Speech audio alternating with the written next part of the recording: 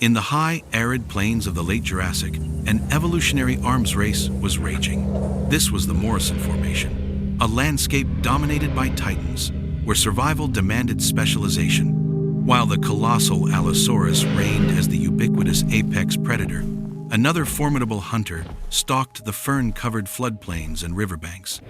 It was a theropod built on a different blueprint, a creature defined not just by its oversized teeth, but by a conspicuous nasal horn and a powerful, baffling anatomical feature that has puzzled scientists for over a century.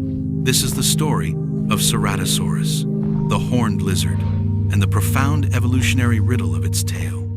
Now, let's open the fossil record and resurrect the story of this Jurassic titan.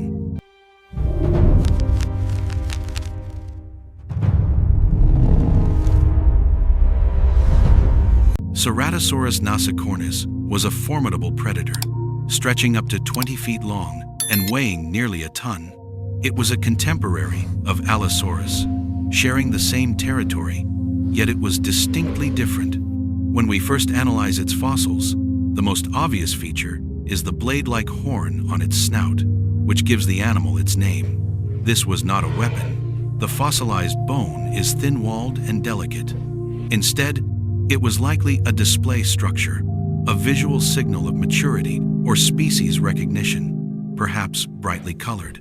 This inclination for display is reinforced by another unique feature, a row of small, bony scutes or osteoderms running down its spine, giving it an almost crocodilian armor. But Ceratosaurus was no scavenger. Its skull housed disproportionately large, blade-like teeth, longer and deeper than those of an Allosaurus of equivalent size. This was an animal equipped for a devastating bite. It lived in a dangerous world, navigating herds of Stegosaurus and avoiding the crushing footsteps of sauropods like Diplodocus and Apatosaurus. To survive in the shadow of the larger Allosaurus and Torvosaurus, Ceratosaurus must have specialized, carving out a distinct ecological niche. And this is where we encounter the central mystery. While its skull and armor point to a terrestrial life of display and powerful predation, its tail tells a potentially different story. When we examine the caudal, or tail, vertebrae of Ceratosaurus, we find something remarkable.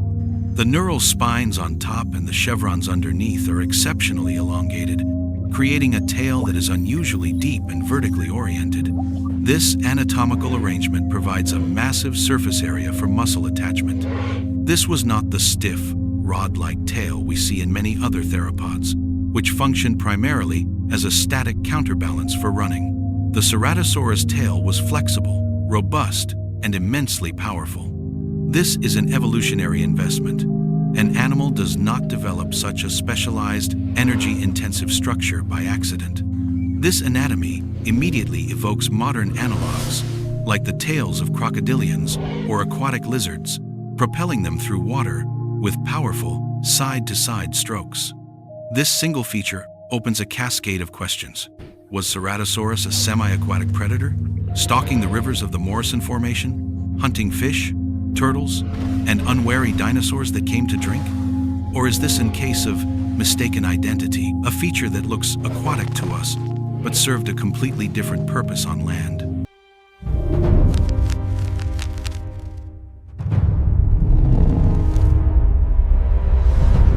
To test these competing hypotheses, we must move beyond a simple visual comparison to crocodiles and dissect the functional anatomy of the entire animal. The aquatic predator theory is tantalizing because it provides a clean ecological solution. In an environment saturated with large theropods, niche partitioning, specializing in different prey or habitats, is essential for survival.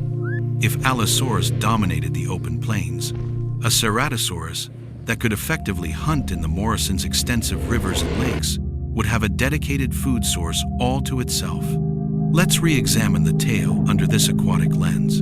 The deep paddle-like shape is formed by those elongated chevrons and neural spines. We can infer that massive muscle groups, particularly the caudofemoralis muscle, which connects the tail to the upper leg, would have been anchored here. In a crocodile, Similar muscles power the sweeping lateral undulations that provide powerful forward thrust in the water. A Ceratosaurus swimming with this tail would have been a fast and formidable aquatic pursuer. The environment supports this. The Morrison Formation was not just an arid savanna. It was a vast basin defined by seasonal rivers, floodplains, and lakes. We find fossils of lungfish, rays, turtles, and aquatic crocodilomorphs, all potential prey for a semi-aquatic specialist. But a specialist's body is a collection of integrated tools, not just one. And when we analyze the rest of Ceratosaurus, the aquatic hypothesis begins to encounter serious problems. First, consider the limbs. Semi-aquatic animals, from crocodiles to otters, show adaptations for moving in water. Webbed feet or limbs shortened into flippers. The legs of Ceratosaurus show no such thing. They are long, powerful, and digitigrade, built for walking and running efficiently on land. Its feet are narrow, with sharp talons designed for grip and traction on solid ground, not for paddling. Its arms, while robust, are the typically small forelimbs of a large theropod, unsuited for maneuvering in water. Next, we look at the skull. While its teeth were fearsome, they were blade-like, designed for shearing flesh, not the conical, interlocking teeth of a Spinosaurus or a modern gharial, which are purpose-built to grip slippery fish. Furthermore, its nostrils are located at the tip of its snout, a standard position for a terrestrial animal.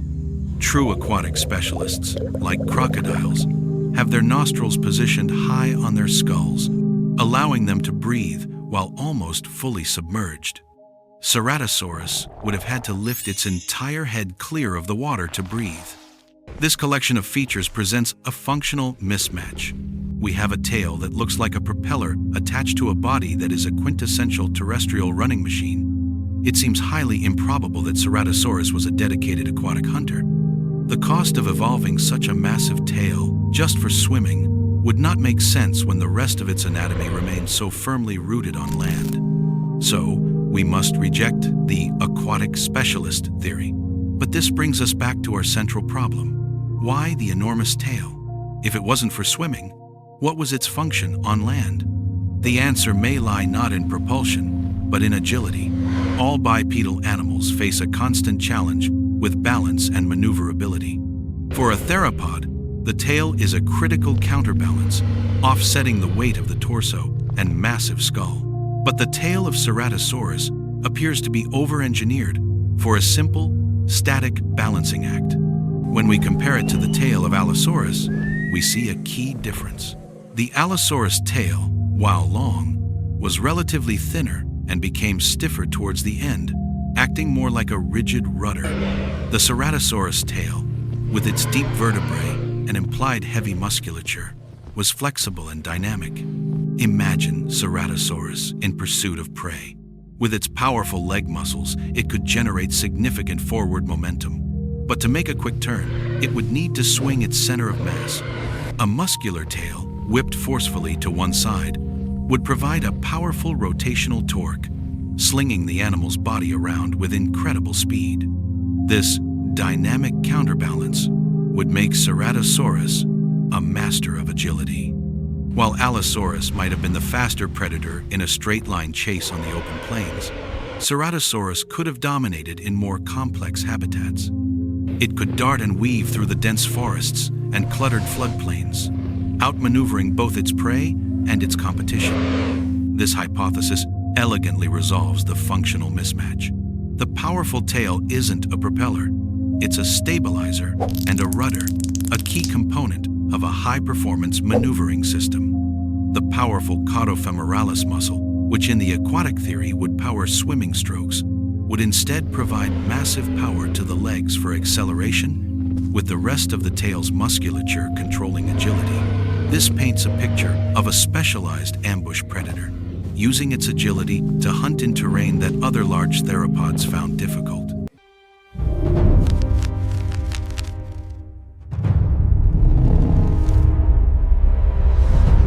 This model of Ceratosaurus as an agile, second-tier predator hunting in complex habitats, is compelling. It provides a sound biomechanical purpose for its deep tail that is fully consistent with its terrestrial body plan. But this may still not be the complete story.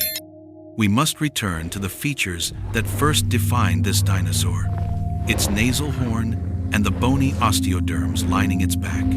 These are unambiguous display structures, evolved for visual communication with other members of its species. This forces us to ask a new question. What if the tail was also part of this visual language? Evolution is rarely so singular in purpose. An adaptation that serves one function can often be co-opted for another, a concept known as exaptation. Let us visualize the Ceratosaurus tail not just as a mechanical tool, but as a biological signal. A tail this deep, powered by massive muscles, and likely adorned with its own row of scutes, would have been an incredibly impressive, highly visible structure. It would have dramatically increased the animal's perceived size, making it look taller and more powerful when viewed from the side. In this light, the tail becomes a multifunctional marvel.